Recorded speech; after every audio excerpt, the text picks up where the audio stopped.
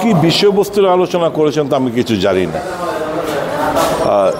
আমার তো মনে হয় মানে নির্বাচন নিয়ে আলোচনা হয়েছে, আদিবাসীদের উন্নয়ন নিয়ে কোনো আলোচনা করার মালিক তো চিফ মিনিস্টার না, কারণ যেটাই করবে ইউনিয়ন হোম মিনিস্টার আগে করতে হবে। হ্যাঁ, নিশ্চয়ই ইমপ্লিমেন্টেশনে সময় নিশ্চয়ই মুখ্যমন্ত্রীর একটা বড় ভূমিকা থাকে, কিন্তু আদিবাসীদের ডিমান্ড ফুলফিল করতে গেলে ইউনিয়ন হোম মিনিস্টারের সঙ্গে আলোচনা ক্রমে এটা করতে হবে। এখন স্বাভাবিক আর থাকলো কি ইলেকশন। আমার তো মনে হচ্ছে আগামী এডিসি এবং ভিলেজ কমিটি ইলেকশন নিয়ে এবং সুপ্রিম কোর্টেও মামলা একটা এর মধ্যে মামলাটা অন্তিম পর্যায়ে রয়েছে।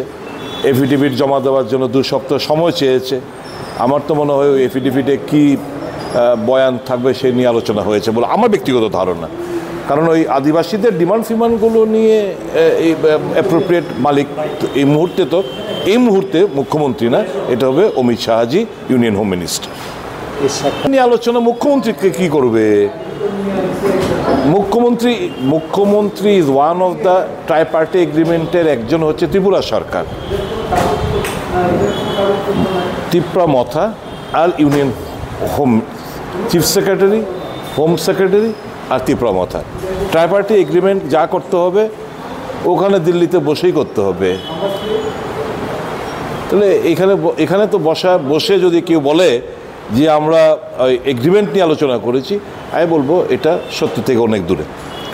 ওনাকে জিজ্ঞেস করেছিলেন যে আমাদের যে ট্রাই পার্টি এগ্রিমেন্টের ব্যাপারটা কি হলো, তাই বললাম ট্রাই পার্টি এগ্রিমেন্টের তো কোনো স্পেসিফিক তো ডিমান্ড এখানে উল্লেখ ছিল না, ব্রডার একটা রূপরেখা।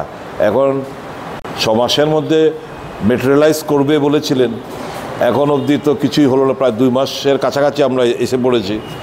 এটাকে নিয়ে এরকমভাবেই চলবে, আর নতুন নতুন ডিমান্ড ফিমান্ড ইনক্লুড করে মানে তাক লাগানোর কিছু এমন কিছু কমিউনাল কিছু আলোচনা করবে যাতে করে ভোটের মাইলেজ পাওয়া যায়।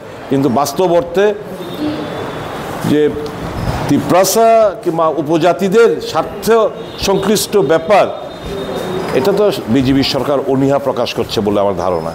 এবং অনীহা যেহেতু প্রকাশ করছে, আমি তো বারংবার বলছি প্রদ্যুৎ ত্রিপুরা মথাকে যে ক্ষমতা থেকে বেরিয়ে আসুন, কেন ক্ষমতাও ভোগ করবেন আবার এই সমস্ত নাটক মঞ্চস্থ করবেন, এটা ঠিক না।